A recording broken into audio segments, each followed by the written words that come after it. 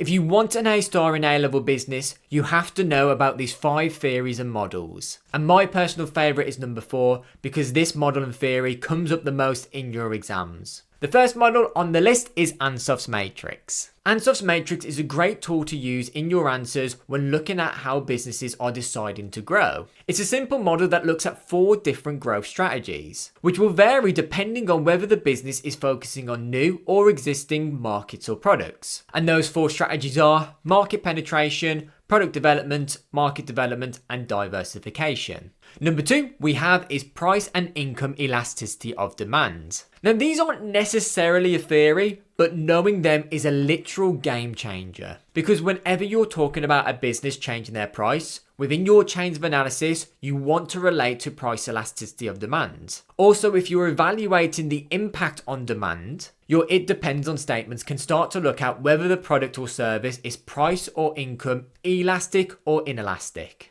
At number 3, we have 2 models brought into one because they kind of look at the same topic, which is the product life cycle and the Boston Matrix. Now the product life cycle looks at the product's life from its initial development stage all the way until its eventual death. And the Boston Matrix is a product portfolio management tool, which looks at trying to help a business come up with different strategies depending on what type of products they are selling. And these products are separated in 2 categories based on the market growth rate and their market share. And the 4 categories are our question marks, stars, cash cows, and dogs. And my personal favourite, number 4, is Porter's 5 Forces. Now Porter's 5 Forces looks at how profitable an industry can be, which will depend on how strong each one of the forces are. And those forces are the threat of new entrants, the threat of substitutes, the bargaining power of buyers, the bargaining power of suppliers, and the intensity of competitive rivalry. And the last model that you need to know is economies of scale. Literally, if you can master the topic of economies of scale and effectively use it within your answers, this is one of the best ways to get an A-star. Because remember, economies of scale can help a business reduce their unit costs